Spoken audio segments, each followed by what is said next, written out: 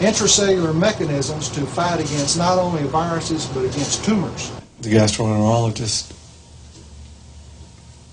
did a HIV test on me, and it came up positive, and suspected that I had liver cancer, but they did biopsies, and the specialists weren't able to get the tissue they needed. And Dr. Pulse did the 5th biopsy under computer-assisted tomography, and they found 17 tumors in my liver, and gave me 4 to 21 days to live. These are multiple sections of a patient's liver. Each of the dark spots is a tumor mass. The oncologist treating him, I was told, said he had about 4 to 6 weeks to live. I was told that no one had ever developed liver cancer to the point that I had. They told me to call my lawyer and call my folks and call my priest. Anyway, each one of these round masses within the liver that are dark vary from the size of a grape to a grapefruit, about 20 in number, and this was in April of 1988.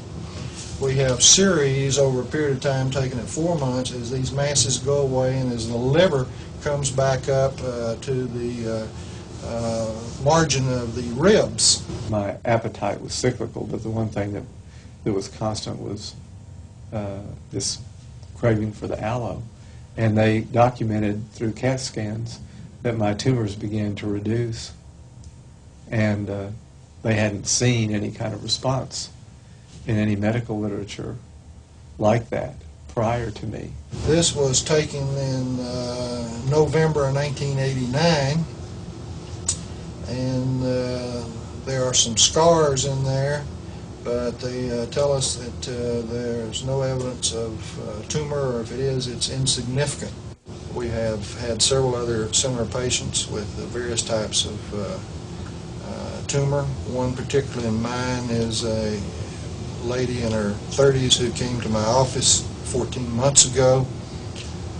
She was 38 years old. At I believe the age of 33, she had cancer of the breast. Cancer of the breast is an extremely aggressive, bad disease in young women. It's bad in older, but it's even more aggressive in young women. She stood before me looking pregnant due to the excess fluid in her abdomen. She had evidence of tumor metastasis riddling her bones, palpable in the abdomen, in her lungs, and in her liver.